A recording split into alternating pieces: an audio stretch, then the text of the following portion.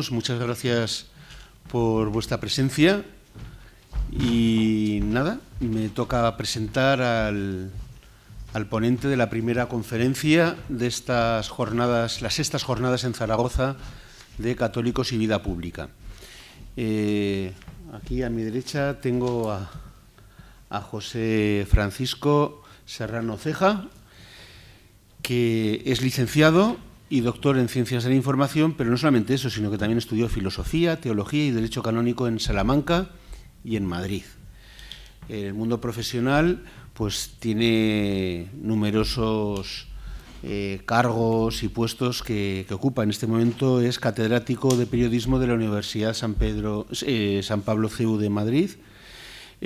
También ha sido decano de la Facultad de Humanidades y Ciencias de la Comunicación de la Universidad CEU San Pablo durante 3 trienios, y ha sido profesor de varios grados oficiales, profesor invitado en la Pontificia Católica Universidad de Puerto Rico, y desde el punto de vista ya más práctico trabajó para Radio Santander en la cadena SER en los inicios.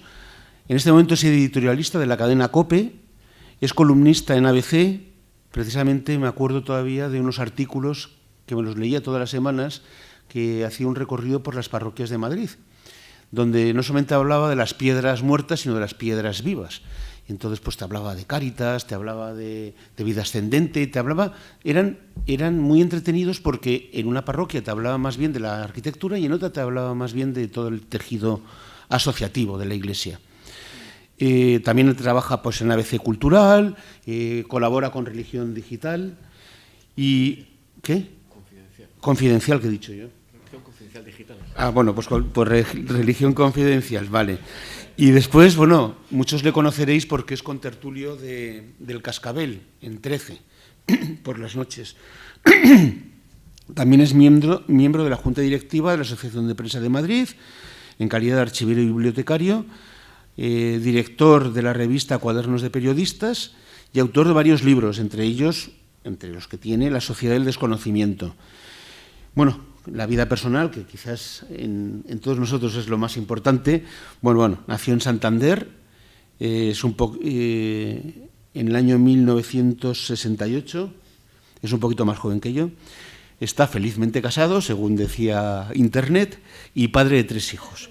Pero bueno, lo más importante es miembro de la ACDP, ¿vale? Todo lo demás es accesorio.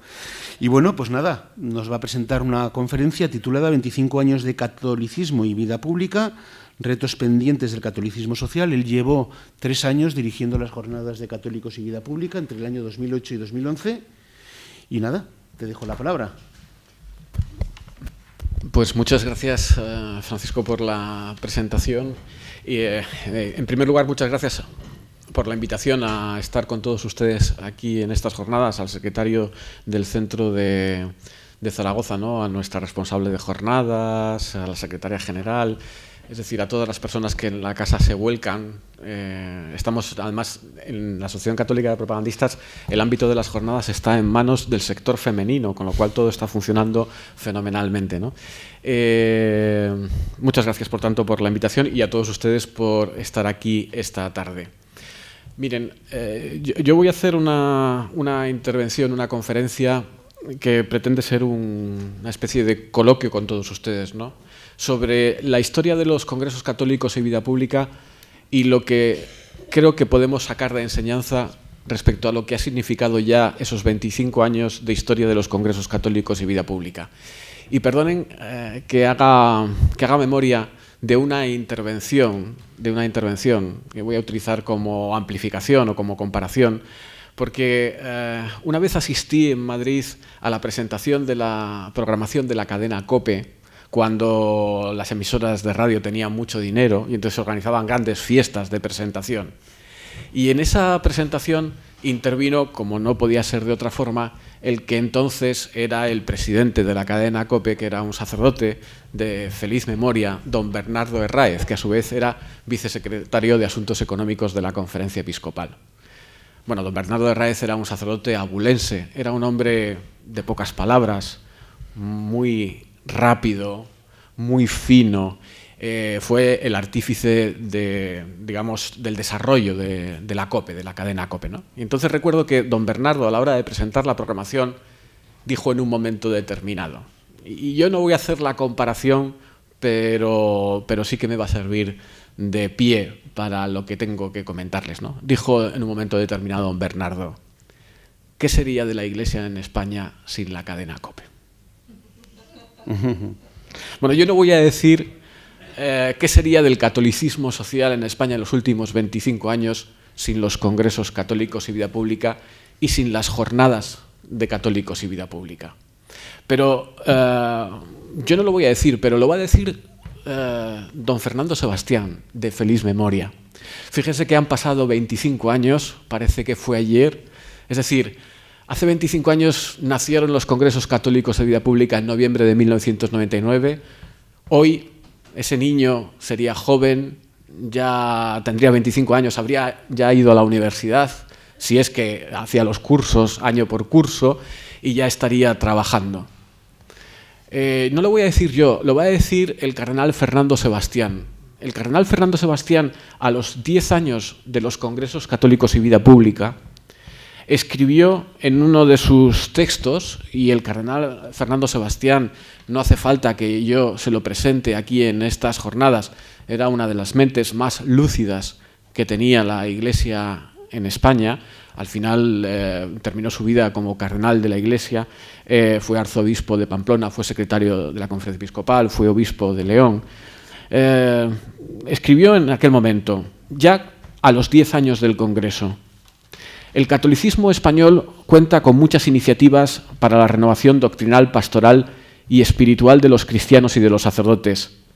A pesar del debilitamiento evidente de las comunidades religiosas, tenemos instituciones y personas muy valiosas en el amplio mundo de los seglarios. Hay muchas personas que viven la Iglesia con entusiasmo y asumen responsabilidades y trabajos con generosidad.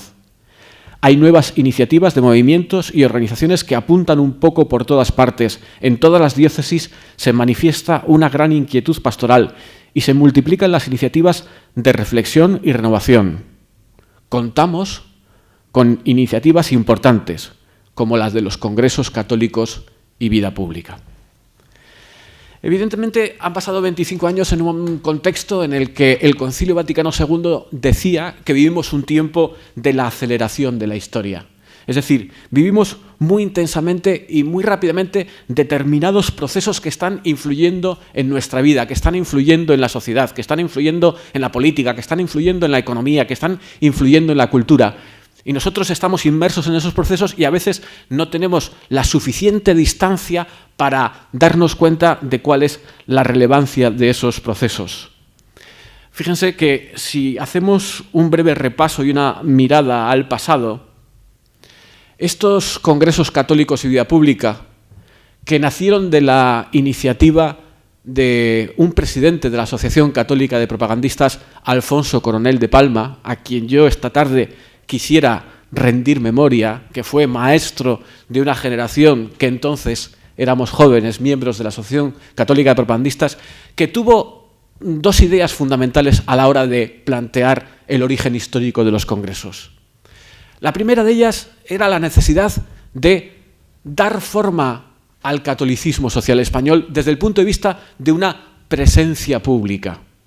Es decir, desarraigar la conciencia cristiana, que tenía una tendencia a circunscribirse al ámbito de lo privado, como producto y efecto de la modernidad, de un proceso complejo que venía de antes, para invitarnos a una presencia pública, en un momento en el que se percibía un profundo movimiento de transformación interior. Esta era la primera finalidad, la invitación a el catolicismo social diera el paso de lo privado a lo público. Y la segunda invitación, que a mí me pareció profética siempre y que es necesaria, si cabe hoy más que ayer, es la de que los congresos católicos y vida pública se convirtieran en lo que él familiarmente en los comités ejecutivos de los congresos denominaba el ecumenismo intracatólico. Es decir, era necesario, tanto ayer como hoy, que los católicos, por nuestra naturaleza plurales, distintos, diferentes, complementarios, con diversas sensibilidades, los que pertenecíamos a determinadas realidades de la Iglesia, a los nuevos movimientos, a los viejos movimientos, a las diversas familias de carismas que completan este cuadro que es la presencia evangelizadora, nos encontráramos, tuviéramos la oportunidad de encontrarnos en un lugar y mirarnos a la cara y reconocernos. O sea, esta finalidad de los congresos y vida pública, que después se han ido extendiendo a lo largo de las jornadas, me pareció que en su momento era un acto de naturaleza profético. Y ustedes se preguntarán, ¿por qué nacieron los congresos en el entorno de la Asociación Católica de Propagandistas? Nacieron los congresos en el entorno de la Asociación Católica de Propagandistas, es decir, de la asociación, del esfuerzo, incluso también, todo hay que decirlo, económico de la asociación, porque la Asociación Católica de Propagandistas, fundada por el padre Ángel Ayala, cuyo primer presidente era Ángel Herrera Oria, siempre había tenido una característica en la historia, que es la generosidad. La generosidad para la Iglesia, la generosidad para construir esa presencia pública de los católicos, hasta tal punto que yo pudiera hacer referencia ahora a iniciativas que nacieron de la Asociación Católica de Propagandistas o iniciativas a las que la Asociación Católica de Propagandistas contribuyó decisivamente a nacer, como puede ser el segundo periodo de la Acción Católica Española, en el contexto de la Segunda República, el inicio de la Guerra Civil, o Cáritas, o Manos Unidas. Es decir, estas fueron iniciativas o determinados sindicatos agrarios, también asociaciones de padres. Son iniciativas que nacieron de la generosidad de los miembros, y no solo de la generosidad de los miembros de la asociación, sino de la obligada respuesta que la especial vocación a la vida pública, en un concepto amplio de vida pública de los miembros de la asociación, daban en cada uno de los momentos de la historia. Evidentemente, cuando nació el Congreso Católicos y Vida Pública, nosotros estábamos en el pontificado de Juan Pablo II, de San Juan Pablo II. Evidentemente, ese pontificado era un pontificado en el que, después de las turbulencias de la aplicación del Concilio Vaticano II, San Juan Pablo II había ahondado en los cauces por los que debía discurrir esa fuerza de renovación, de apertura de horizontes, de apertura de ventanas, de apertura al espíritu que había supuesto el Concilio Vaticano II. Juan Pablo II, además, lo hacía con esa forma peculiar que él tenía de hacer las cosas, es decir, moviéndose en el escenario del mundo, porque la Iglesia era católica y él estaba presente en aquellos lugares en los que se le necesitaba, con un juicio, con una capacidad de juicio moral sobre las realidades de la Iglesia. Evidentemente, vivíamos en un momento en el pontificado de Juan Pablo II, y todo hay que decirlo, donde se estaban consolidando determinados movimientos de la Iglesia, donde había una especial invitación al protagonismo de los laicos en la Iglesia. En ese contexto nació el Congreso Católicos y Vida Pública. Pero fíjense, en España había nacido el Congreso Católicos y Vida Pública y se había asumido por parte de la asociación esta iniciativa porque los obispos españoles habían hecho públicos una serie de documentos. En concreto me voy a referir a dos documentos que eran muy importantes en el magisterio del episcopado español, que en cierta medida prepararon y dieron forma al pontificado de Juan Pablo II, al menos a la primera etapa del pontificado de Juan Pablo II, y que tenían como destinatarios especialmente una interpelación a los fieles laicos. Esos documentos eran católicos en la vida pública y testigos del Dios vivo. Los obispos españoles estaban especialmente preocupados a partir de lo que había supuesto el primer viaje de San Juan Pablo II a España. Ese viaje en el que el Papa tuvo que retrasarlo por el atentado de la Plaza de San Pedro. Ese viaje en el que, no se olviden ustedes, coincide con la victoria del gobierno del Partido Socialista. Por lo tanto, hay algunos autores que consideran que ahí definitivamente acaba la transición política española. Un viaje en el que Sinceramente, y esto es el testimonio, y ustedes lo pueden leer en la memoria del cardenal Fernando Sebastián, incluso lo pueden leer en la biografía del cardenal Rouco como dos testimonios de referencia de quienes vivieron ese momento desde el punto de vista de la Conferencia Episcopal y reflexionaron. Es un momento en el que los obispos españoles estaban percibiendo el cambio en la sociedad española, que se traducía lógicamente en un cambio político. Incluso estaban preocupados, estaban inquietos respecto a cómo iba a evolucionar la sociedad española. De hecho, los protagonistas confiesan que la reacción del pueblo español a esa visita de San Juan Pablo II sorprendió a los mismos obispos, hasta tal punto que fruto de esa sorpresa que habían tenido los obispos españoles fue el primer plan pastoral de la Conferencia Episcopal. Es decir, la Conferencia Episcopal Española, su primer plan pastoral lo redacta a partir del viaje de Juan Pablo II a España. En ese momento, la Asociación Católica de Propagandistas, que había contribuido decisivamente a un periodo muy importante en la sociedad española, que es el periodo de la transición política. Y yo aquí me gustaría decir que la transición política no es solo la transición política, es la transición social, es la transición cultural y es la transición mediática. Y de hecho, en esos años finales de los 80, mediados de los 90, se estaba recogiendo todo ese bagaje de la transición, todo lo que había supuesto la transición política española. Y lo digo porque ustedes saben que estamos en un momento donde hay determinadas fuerzas de actores políticos, sociales, culturales y también intelectuales que están planteando una segunda transición, rompiendo con esa transición. Bueno, también hay que aclarar que el periodo de la transición política española fue un periodo en el que los miembros de la Asociación Católica de Propagandistas tuvieron una especial relevancia. No debemos olvidar que estaba el Grupo Tácito. El Grupo Tácito no solo acompañó desde el diario Ya la transición política española, sino que algunos de los miembros del Grupo Tácito en el proceso de elaboración de la Constitución después ocuparon destacadas carteras en el primer ministro del gobierno de Adolfo Suárez e incluso en los posteriores gobiernos de la UCD hasta la llegada de los gobiernos de Felipe González y del Partido Socialista.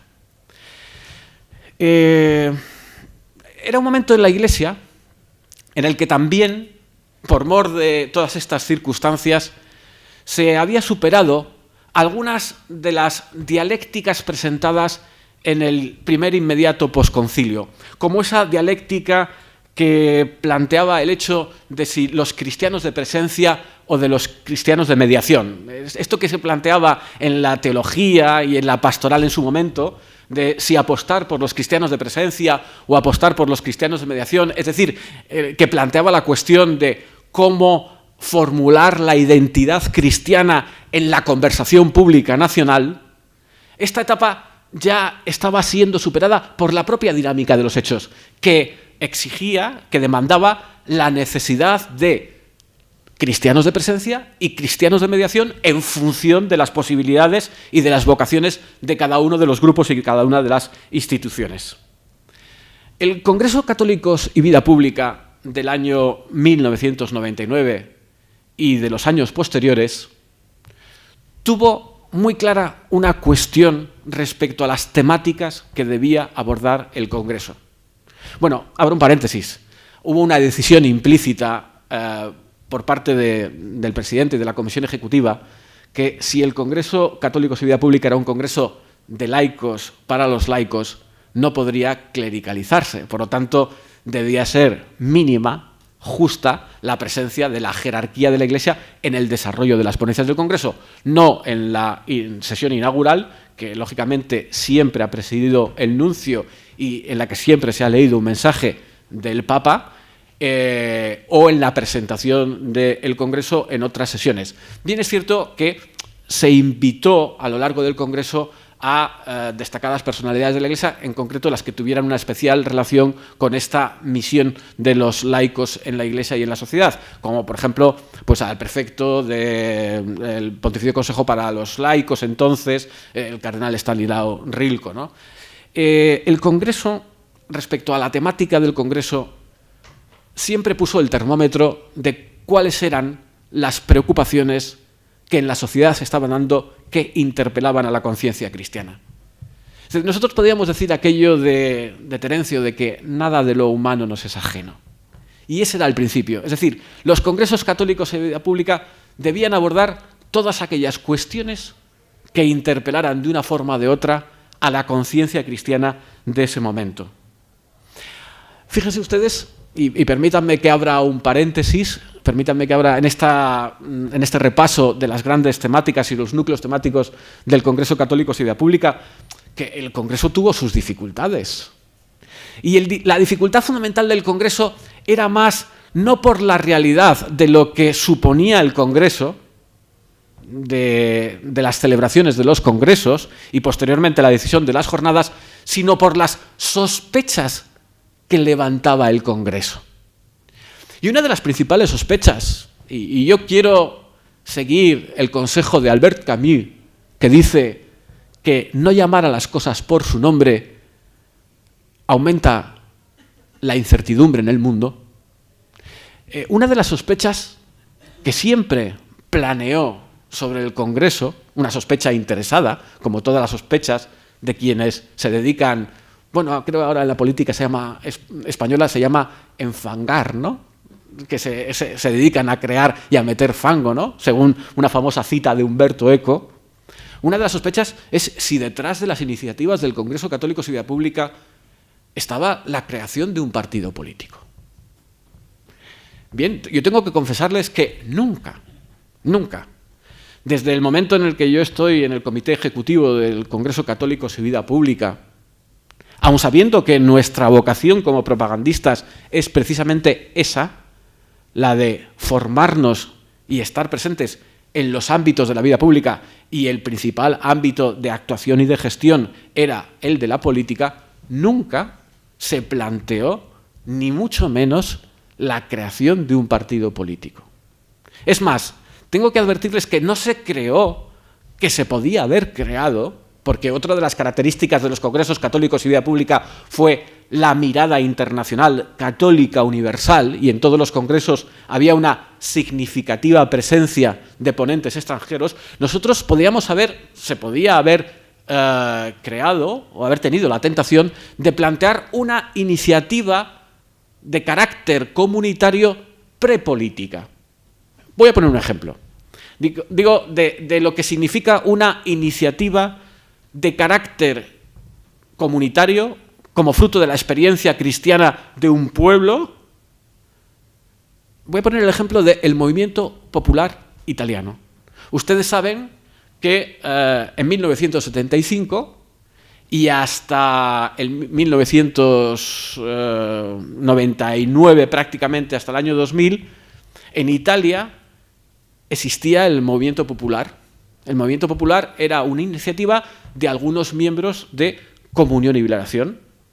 No era un partido político, era una iniciativa fundamentalmente social que hizo y que construyó grandes obras en Italia, como la Compañía de las Obras, que era un conjunto de empresas que generó cientos de cooperativas por toda Italia, o sea, que ayudó a que se crearan cooperativas, una fórmula empresarial que estaba muy en la naturaleza de la Asociación Católica de Propagandistas, porque está muy en la naturaleza de la doctrina social de la Iglesia, que es el leitmotiv de la Asociación Católica de Propagandistas.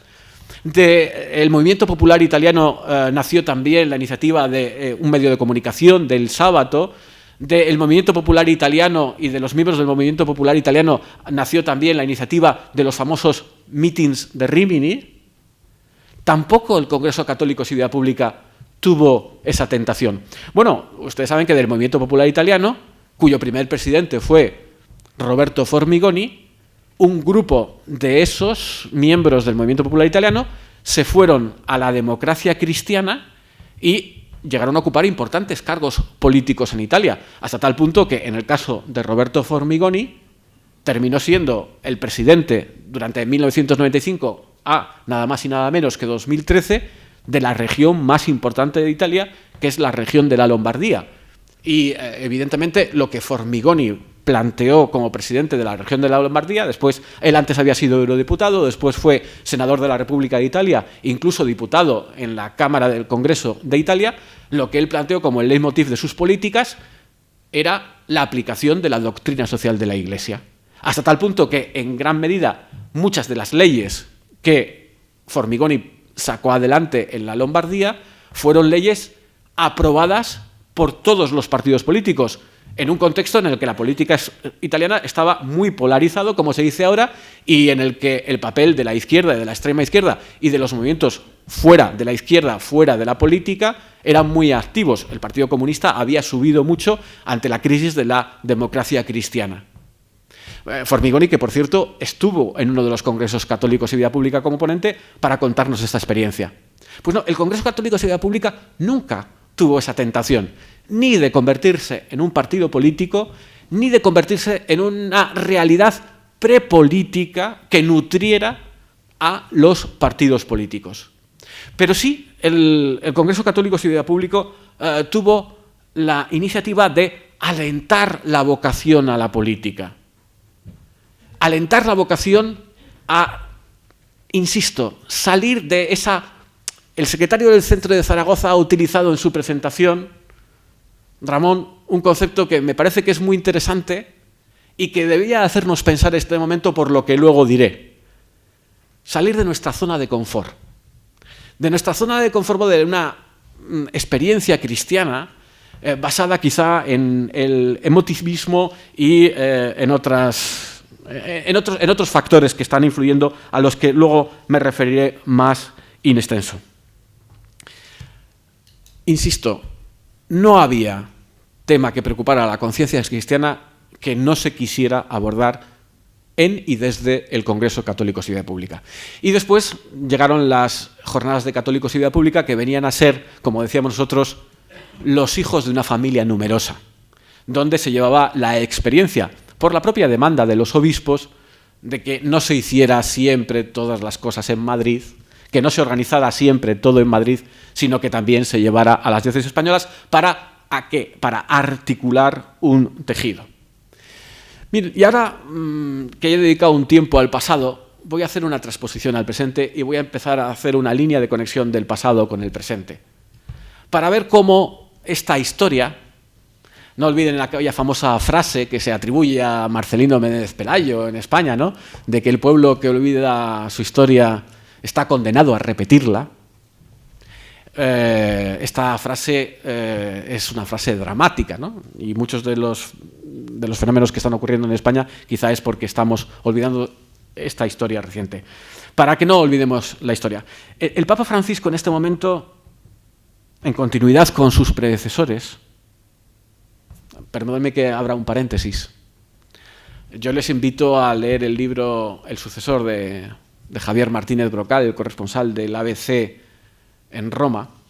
Es un libro que acaba de editarse, ¿no?, donde creo que en el diálogo que tiene con el Papa Francisco se explican algunas cuestiones que habitualmente no están presentes en los medios de comunicación, de lo que significa la continuidad histórica entre Juan Pablo II, Benedicto XVI y el Papa Francisco. Por ejemplo, las que tienen relación, las que están referidas a la relación entre la libertad interior de Benedicto XVI y la libertad exterior del Papa Francisco, o esos criterios de continuidad. Bueno, digo que el Papa Francisco dice que no estamos en una época de cambios, sino en un cambio de época.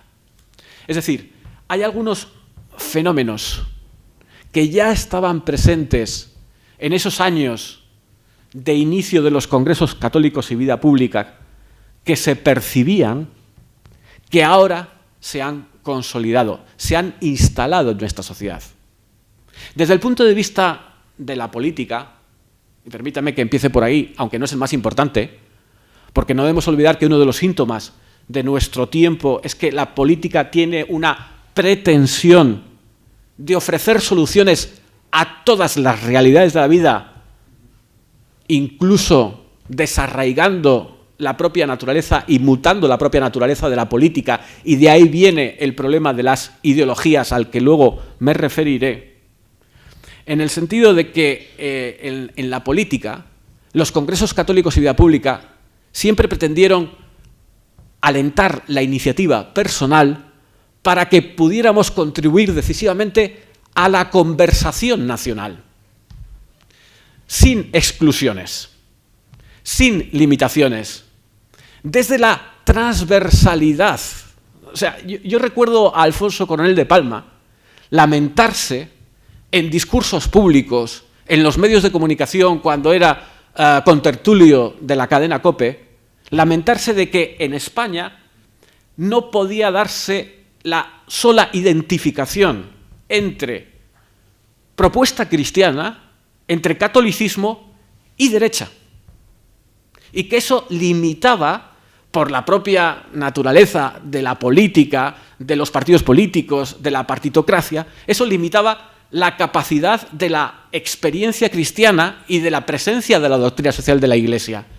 Esto probablemente representaba una anomalía histórica del pueblo español respecto a una tradición.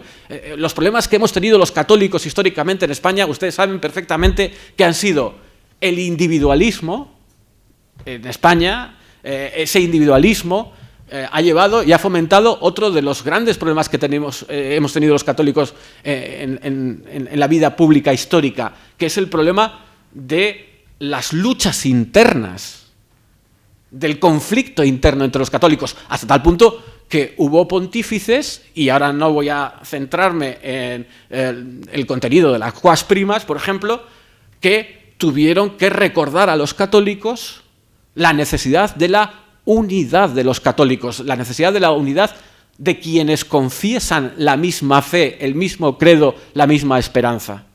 El hecho de que no hubiera una transversalidad del mensaje cristiano en los partidos políticos, o que incluso las mismas dinámicas de los partidos políticos, yo no voy a referirme ahora a la partitocracia o a la ley de la oligarquía de hierro de Michels dentro de los partidos políticos, hacía que se agostaran las iniciativas y las propuestas cristianas dentro de esos partidos políticos. Pero nosotros pensábamos que el primer problema no era el problema político, que para llegar a la política, para hacer dentro de la dinámica de la política una propuesta cristiana, había que hacer un trabajo previo de profundidad. Había que ahondar bien para que las raíces crecieran y se arraigaran bien en la tierra. Y ese trabajo era un trabajo prepolítico y fundamentalmente era un trabajo cultural. ¿Y por qué era un trabajo cultural? Porque ya entonces, y ahora especialmente de forma agudizada, se percibía que la cuestión de la doctrina social, como dijo Benedicto XVI, es primera y principalmente una cuestión antropológica.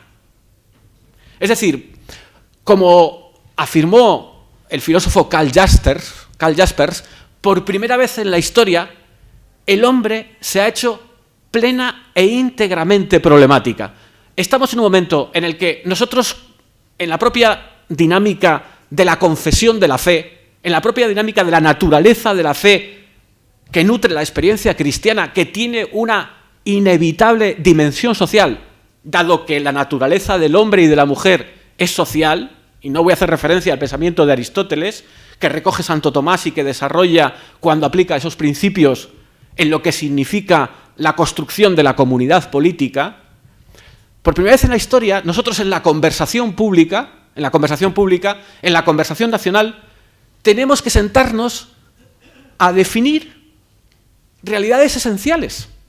Es decir, por primera vez nosotros en la sociedad española tenemos que sentarnos, y esa es nuestra experiencia de estos años, miren, a definir qué es un hombre y qué es una mujer.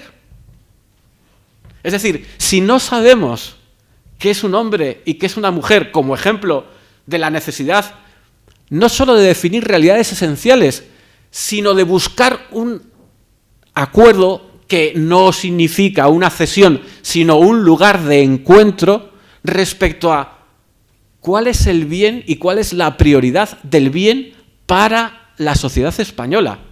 Es decir, ese interés que todos tenemos en conversar, y esta es la base de la política desde el punto de vista de la sociología, en determinar cuál es el bien de la sociedad y qué es lo que tenemos que hacer para construir entre todos ese bien de la sociedad. Esta es la tarea de los católicos desde esa perspectiva. Nosotros percibíamos eso. Nosotros percibíamos con claridad que había que poner especial insistencia en la cuestión de la doctrina social de la Iglesia desde el punto de vista de la cuestión antropológica. Nosotros ahora, en 2024, en el mes de abril de 2024, tenemos un texto de referencia que es fruto de esta iniciativa, un texto del Magisterio Pontificio, Dignitas Infinita. ¿Qué es lo que ha hecho el Papa Francisco? Bueno, ¿qué es lo que ha hecho el Dicasterio para la Doctrina de la Fe con Dignitas Infinita? Presentarnos las dos caras de una misma moneda, de un mismo problema. Yo puedo discutir con todos ustedes si quieren después, o podemos hablar sobre si es un buen documento, si es un mal documento, si podría ser mejor, si le faltan determinadas cosas, si no le faltan determinadas cosas, si le sobran determinadas cosas. Eso lo podemos discutir.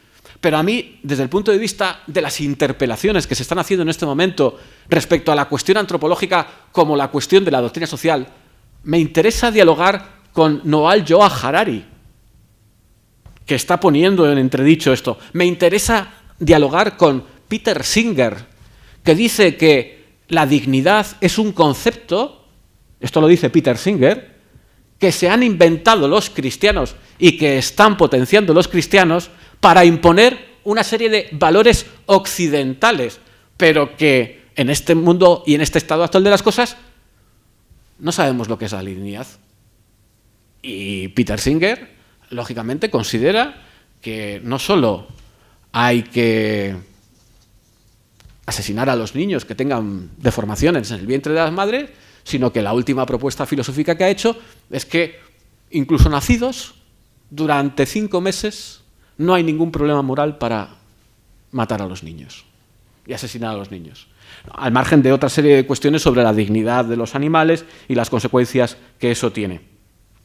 Claro, esto me estaba acordando de una frase de Pasolini, ¿no? Una frase de Pasolini, ¿no?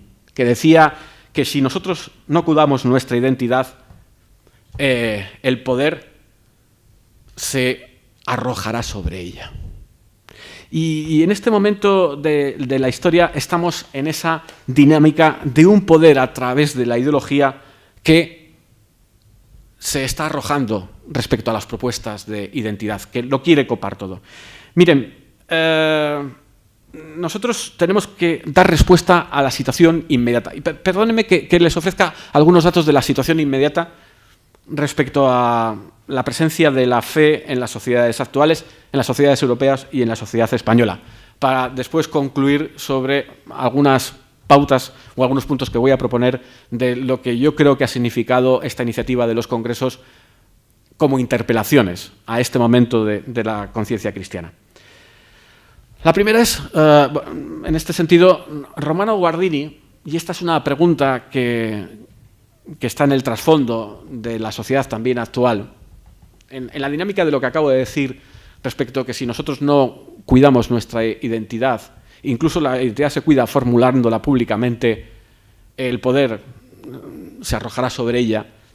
Romano Guardini plantea un dilema que a mí me parece genial en este momento, ¿no? Y que está detrás de muchos de los fenómenos políticos, sociales y públicos, que es la pregunta a: respondamos. ¿Nuestra actuación responde a la voluntad de poder o a la voluntad de verdad? Es decir, aquí lo que se está jugando en este momento de la historia es construir una sociedad y un futuro y una humanidad sobre la voluntad de verdad o sobre la voluntad de poder.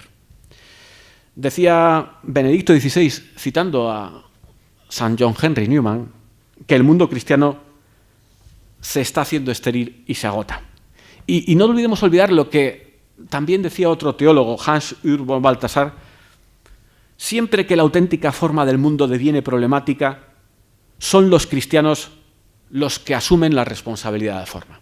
Es decir, siempre que en la historia, a partir del nacimiento de Cristo, la historia se ha vuelto problemática, son los cristianos los que han asumido esa responsabilidad de dar una respuesta a ese momento de la historia, por el principio de la encarnación. Datos a vuela pluma. Y yo se los dejo ahí, ¿eh? Y no me produce especial inquietud estos datos, se lo tengo que advertir. Como decía San Agustín, no sumus tempora, nosotros somos nuestro tiempo. Nosotros no vivimos de la nostalgia. Hay quienes piensan que el cristianismo lo que quiere es preservar una serie de privilegios que no tenemos, que no pedimos en la sociedad. Somos ciudadanos, la carta de Ocneto. Nosotros no vivimos de la nostalgia, nosotros vivimos de la confrontación, en el sentido de la interpelación del presente. El sociólogo francés Jean-François Colosimo ha predicho que en 10 años en Europa y en América serán más los que a la pregunta sobre la pertenencia religiosa respondan que ninguna que los que digan que son católicos, protestantes o de otra confesión. De hecho, esto ya está pasando en algunos lugares de Europa. Pero déjenme añadir más. Fourquet, otro sociólogo de la religión francesa, plantea que la situación actual en Francia está llevando a la fase terminal de la religión católica. Y cito literalmente su última obra. Si se confirma esta tendencia, se calcula claramente como perspectiva que en el 2048 podría hacerse el último bautizo católico en Francia y en 2031 el último matrimonio católico. Podría producirse incluso la desaparición por completo de los sacerdotes franceses nativos en 2044.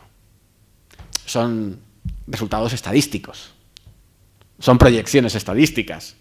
A mí no me preocupa porque después la realidad es mucho más grande que la estadística. Oliver Roth dice que nuestra época es la de las religiones disociadas de la cultura, o dicho de otro modo, una época de la desculturalización de las religiones históricas que en el pasado participaron de una relación consolidada y creativa entre la fe y la cultura. Andrea Riccardi. Ustedes conocen a Andrea Riccardi, el fundador de la comunidad de San Egidio, ¿no? Una persona muy cercana al Papa Francisco que está en constante relación con el Papa Francisco. Él, en su libro La Iglesia arde, de reciente aparición, dice que los parámetros vitales del cuerpo eclesial muestran señales preocupantes. Estamos en una época en la que el cristianismo histórico presenta señales de declive, pero la religión evoluciona a través de la nueva reciente aparición e intenta responder a las preguntas de mujeres y hombres desorientados en un escenario global en el marco del nuevo urbanismo. Cierro aquí la cita. Los datos de España. ¿Quieren que les diga cuáles son los datos del CIS respecto a la confesión de la creencia de los españoles? El CIS de Tezanos, con todo lo que significa el CIS de Tezanos. Bueno, tengo que advertir una cuestión respecto al CIS de Tezanos, ¿no? Ustedes saben que antes de que llegara Tezanos a este organismo público que pagamos todos los españoles, por cierto, cuando se preguntaba en las oleadas, en las grandes macroencuestas, cada 3 meses se preguntaba por cuestiones religiosas, o no se le preguntaba, ¿usted es católico? ¿Usted es agnóstico? ¿Usted cómo se considera, no? ¿Católico, agnóstico, ateo? Ahora Tezanos hizo que la pregunta de si usted es católico fuera una pregunta doble. ¿Usted es católico practicante o católico no practicante? Claro, con la salvedad desde el punto de vista sociológico de que no sé si todas las personas a la hora de contestar que no son católicos practicantes o no practicantes entienden lo mismo por ser católico practicante o no practicante. Pero esta es una cuestión que él sabe perfectamente. Miren, católicos entre practicantes y no practicantes en este momento de la sociedad española, con todo lo que significa el CIS de Tezanos. Y ustedes dirán, ¿y usted por qué se empeña con el CIS de Tezanos? Porque es la única que tengo. Si tuviera otra, no podría... No sé cómo no se me ha ocurrido ahora proponer a nuestro presidente de la asociación empezar a hacer macroencuestas sobre... Carmen, secretaria general, por favor, apúntame esta cuestión. El 53% en la última de la sociedad española. Estamos a punto de que en España sean más los que se confiesan agnósticos, ateos, no saben, no contesta, que católicos practicantes, no practicantes.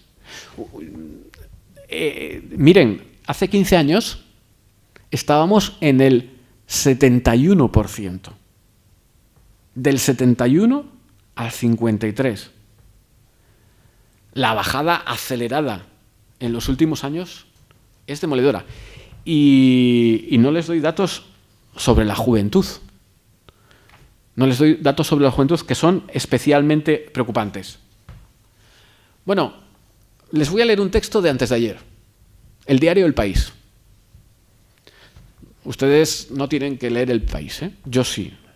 Yo tengo obligación de leer El País, yo tengo obligación de leer toda la prensa. Bueno, ustedes lean, lógicamente, muchos medios de comunicación y entonces contrasten las informaciones. Al margen, fundamentalmente lo que hay que leer es el debate, Francisco, gracias. Al margen de que yo tengo que decirles una cosa, y permítanme la ironía, y no me importa que se esté grabando. Después en las preguntas y respuestas, si quieren, dejamos la grabación. El periódico El País es el periódico que más información sobre la Iglesia da en este momento.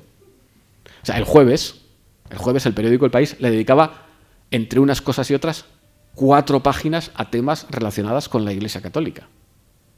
Otra cosa es cuál es la perspectiva y cuál es la intencionalidad con la que El País está ofreciendo esas páginas, porque además los temas eran todos peliagudísimos. O sea, la educación concertada, la pederastia, el plan de las víctimas y no sigo.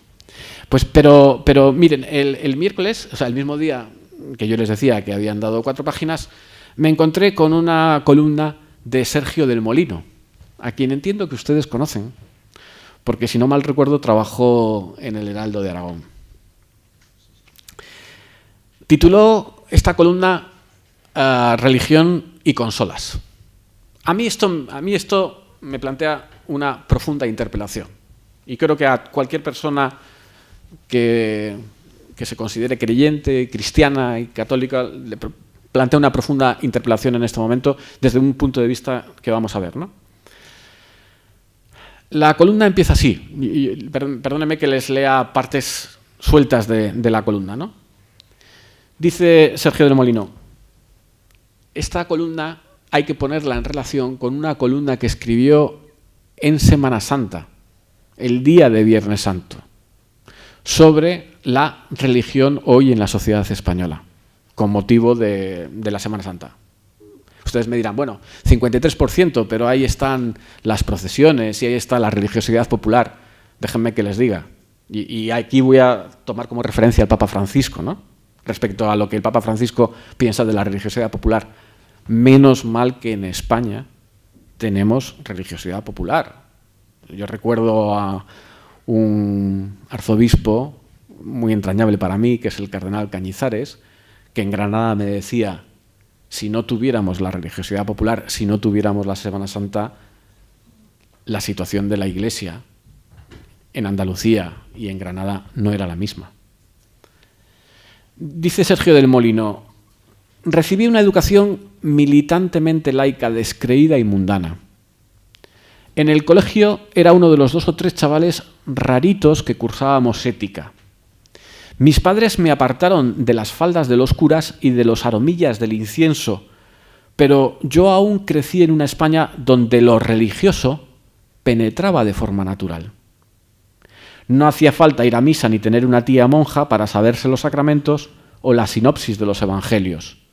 Como decía Max Aup de Buñuel, soy todo lo ateo que puede ser un español, que no es demasiado. En otras palabras, soy culturalmente católico. Mi hijo no lo es. Hace tiempo que su madre y yo notamos que su desconexión religiosa era absoluta. Vive en una casa laica, descreída y mundana, y todo en el catolicismo le resulta extraño, porque la cultura religiosa no se puede aprender en teoría. Se absorbe del aire, como la absorbí yo, y si en el aire no hay partículas, la doctrina no entra. Nunca pensé que me fuera a preocupar algo así. Pero, fíjense, nunca pensé que me fuera a preocupar algo así, pero sin una cierta familiaridad con el catolicismo, el arte, la poesía, la música y casi toda la cultura occidental se vuelven incomprensibles. Prueben a visitar el Museo del Prado con alguien que no sepa cómo fue concebido Jesús ni cómo murió. Y a mí me parece bien que mi hijo viva de espaldas a Cristo, pero no puedo tolerar que viva de espaldas al Cristo de Velázquez. Al margen de lo que dice, bueno, la columna termina de una forma tremenda, porque todo esto está motivado, al margen de la forma en la que él escribe, efectista, como es Sergio del Molino y todo esto, todo está motivado porque existe un videojuego que yo he visto, que se llama Cult of the Lamb, es decir, el culto del Cordero, que consiste en fundar una religión. Y además esa religión se funda a través del conflicto, de la guerra y de la violencia.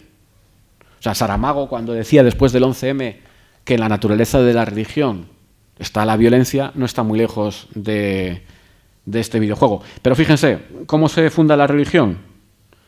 Cargándose a los obispos. El corderito recorre los niveles convirtiendo a personajes para su causa, y así, entre espadazos y conversiones, mi hijo ha aprendido cómo nacen y crecen las religiones monoteístas y algunos partidos políticos. Después de matar a los obispos, a mi hijo ya le parecen menos abstractos los cuadros del Prado y la música de Bach. Ustedes me dirán, ¿y esto es una anomalía? No. Sergio del Molino está ejemplificando, está simplificando, y creo que tenemos que terminar, ¿no? Sí, por si queremos hacer... Sí. Dos cuestiones más. No, esto no es una anomalía, esto es una interpelación. Está sintetizando mucho de lo que... Miren, voy a terminar. Y voy a terminar planteando una urgencia. Y yo creo que esta es una urgencia que nosotros asumimos en la Asociación Católica de Propagandistas y que yo les invito a ustedes a asumir en esta tarde, ¿no? Como fruto de esta historia. Ante la situación actual en la que se encuentra la sociedad española, la europea, podemos hablar de la secularización. Miren, yo creo que la primera labor que tenemos que hacer nosotros hoy, insisto, en el ámbito de lo público, incidiendo en el ámbito de lo público, porque no deben olvidar ustedes que la ideología lo que quiere es convertir la fe precisamente en un sucedáneo de la ideología o instrumentalizarla, e incluso una forma que la ideología tiene de instrumentalizar la fe es hacernos entender que la fe es para la vida privada y no para la vida pública. Establecer esa diferencia entre vida privada y vida pública es la de generar confianza.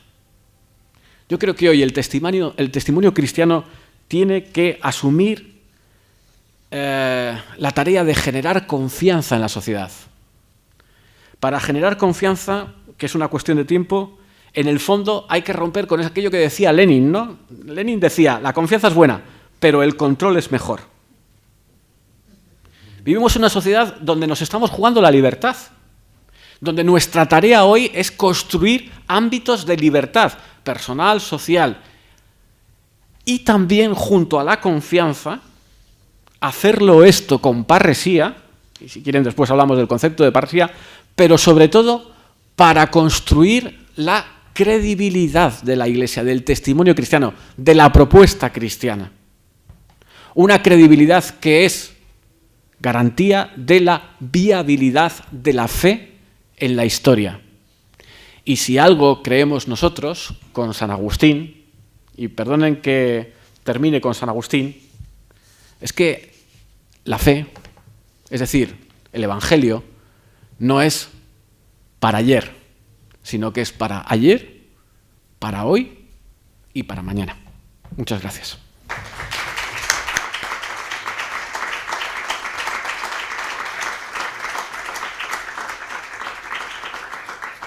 Bueno, ¿alguien quiere hacer alguna pregunta? Tenemos 5 minutos o por ahí, porque después a las 7 menos cuarto tenemos que continuar con...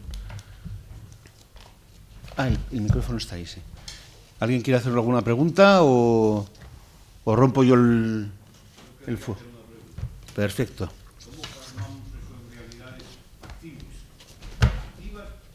sentido. Porque la pregunta está planteada, la respuesta no está clara. Repito la pregunta. Sí, no, yo le entiendo perfectamente. Usted sabe cuál es su mundo, ¿no? En el mundo en el que vive, o sea, el mundo de su vida, ¿no? Usted sabe cuáles son sus relaciones. Usted sabe cuáles son las formas que nosotros tenemos de participar social y políticamente. Yo le digo, asuma la responsabilidad en cada uno de esos momentos, en cada una de esas formas. Por ejemplo, a mí no... Todo el mundo se lamenta de cuál es la situación política española en este momento. En la situación en la que estamos, ¿no? Y hacemos todos un diagnóstico de la situación política. Y yo digo, muy bien, ¿cuáles son los mecanismos de expresar nuestro juicio moral sobre la situación política? Los mecanismos que nos permite la democracia. Es decir, votar, inevitablemente cada 4 años. Que no es suficiente votar cada 4 años, que está ahora en crisis las formas de representación. Muy bien, establezcamos otras formas complementarias a eso. Por ejemplo, participar en los medios de comunicación. Participar en los medios de comunicación, aun sabiendo cuál es la situación de los medios de comunicación y cuál es la situación de la política, implicándonos en la política, implicándonos en determinadas asociaciones, desde el punto de vista del principio de la subsidiariedad, es decir, alentar las vocaciones a la participación social. A mí me preocupa especialmente en este momento, y lo voy a decir claramente, para que se me entienda. Me preocupa especialmente en este momento una experiencia de... Hay muchos jóvenes, o sea, hay muchos jóvenes que están alejados de la Iglesia, pero hay muchos jóvenes que ahora están descubriendo a Jesucristo. Y en determinadas realidades de la Iglesia. Y a través de determinados lenguajes, como por ejemplo la música, ¿no? La música, que es el lenguaje de los jóvenes, es un instrumento principal para que determinadas realidades de la Iglesia ahora permitan que los jóvenes se encuentren con Cristo. Pero, ojo, porque insisto, esas formas de experiencia religiosa basadas en lo emotivo, que no nos sacan de nuestra zona de confort, que no inciden en el compromiso político, en el compromiso público, en el compromiso social, en la preocupación por los pobres, pueden estar limitando lo que son las vocaciones a la vida política y a la vida pública de la juventud y la formación de la juventud. Es decir, nosotros podemos tener generaciones de católicos muy comprometidos, incluso tengo que decir, yo soy una persona que procuro ser piadosa y yo la verdad es que los momentos más importantes en mi vida son la Eucaristía y si puedo la adoración con el Santísimo. Y yo me pasaría horas en esa vocación de adorador con el Santísimo porque creo que nos han desamortizado la vida piedad y la vida eucarística, pero a mí me preocupa que haya jóvenes que se queden solo ahí. Yo no voy a decir que todos tengamos la vocación de entrar en un partido político,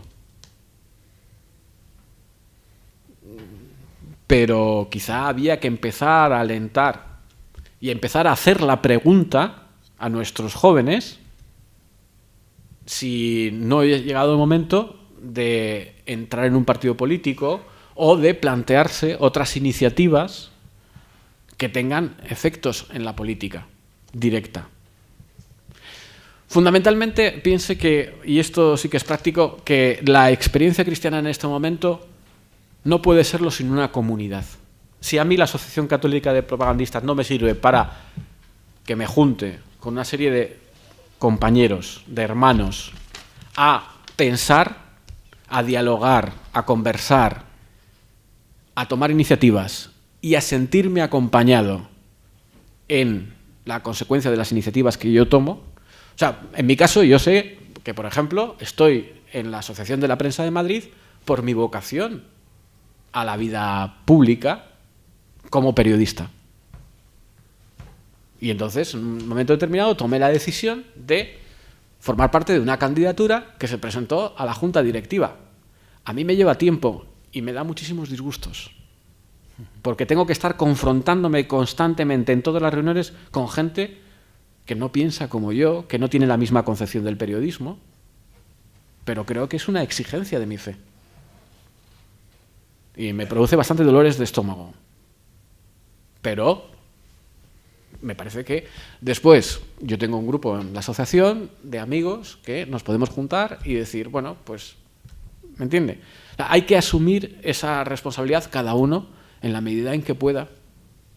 La participación en los medios de comunicación. Yo siempre digo, ustedes escriban cartas a los periódicos, llamen a los programas de radio y televisión cuando hay algo que no les gusta y díganlo.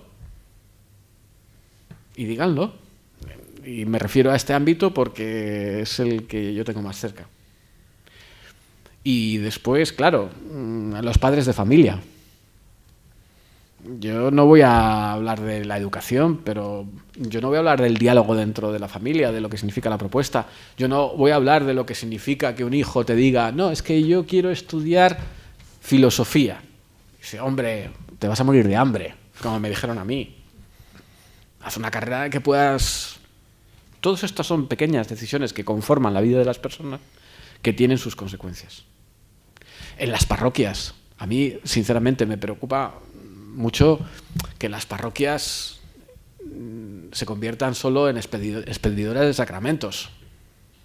Que en las parroquias no se potencie esta vocación a la vida pública, a lo social, que es muy amplia. Y que eso se deje para determinadas realidades de iglesia. A mí eso me preocupa. Y yo estoy a mi párroco constantemente dándole la lata sobre esta cuestión. ¿Alguna pregunta más?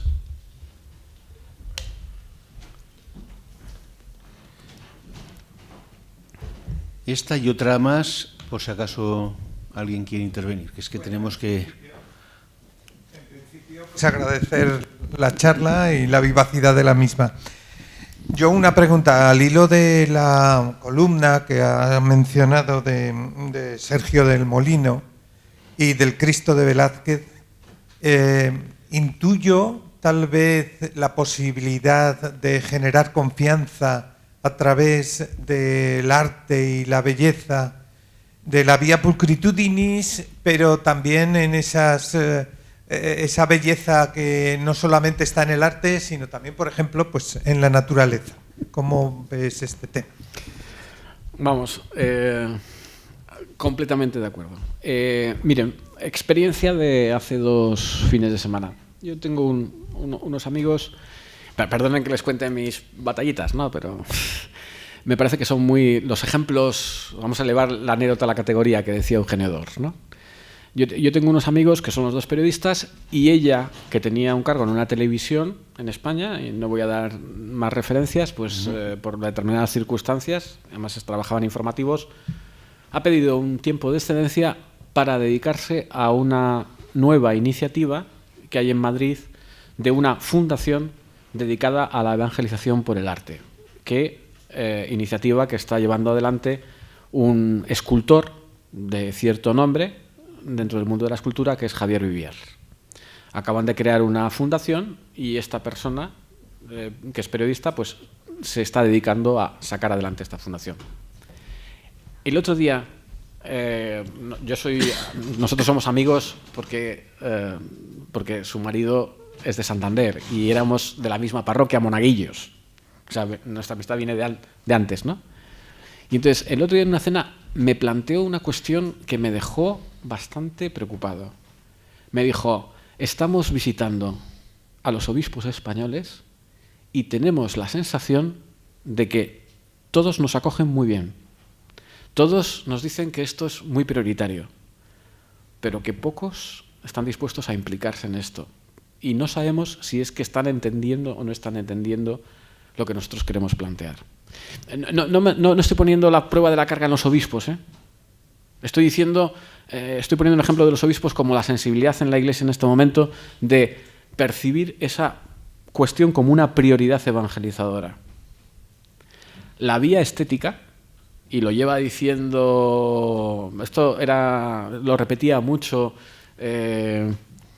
en varios documentos del Pontificio Consejo para la Cultura, y no solo el cardenal Popar, sino después quienes le sucedieron, la vía estética es una de las vías con más potencia atractiva hoy para los jóvenes. Fíjese, el fenómeno de la comunicación.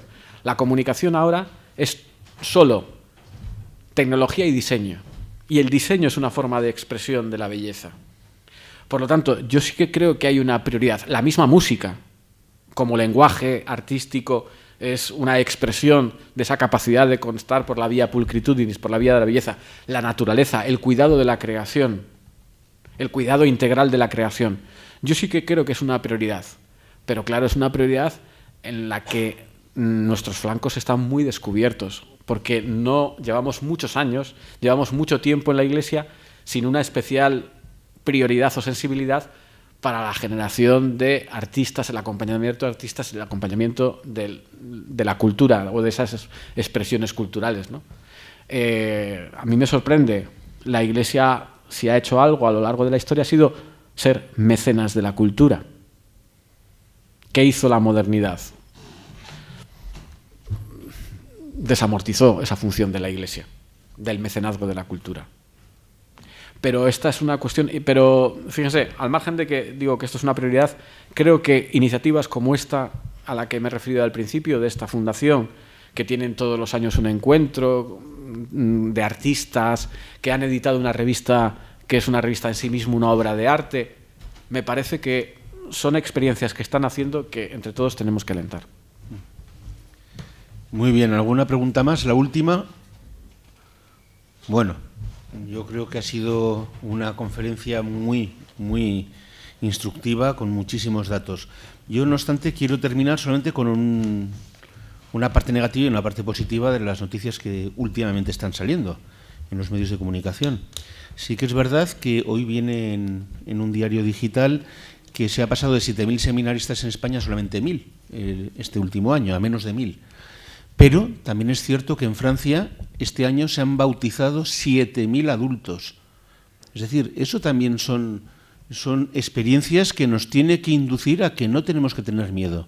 Entonces, sí que es cierto que hay realidades como, por ejemplo, la música, que pueden atraer fugazmente, pero a mí me parece que la iniciativa del Concierto de Resurrección, intentando integrar a muchas realidades católicas, cada uno con su carisma, te puedan gustar o no, pero que la acción que ha hecho la CDP de organizar esas jornadas, de reunir a 60.000, 70.000 jóvenes, o por ejemplo tener un periódico católico, porque es el único periódico católico que tenemos ahora, como es El Debate, se puede hacer muchísima labor reenviando noticias, comentarios, columnas. Seamos claros, 15 millones de visitantes únicos tiene ese periódico, que ha nacido hace menos de un año. O sea, es increíble. Por lo tanto, trabajemos y seamos optimistas, pero solamente con el mazo dando conseguiremos algo. Eso también hay que decirlo, ¿vale? Bueno, pues muchas gracias, José Francisco, y nada. Vale.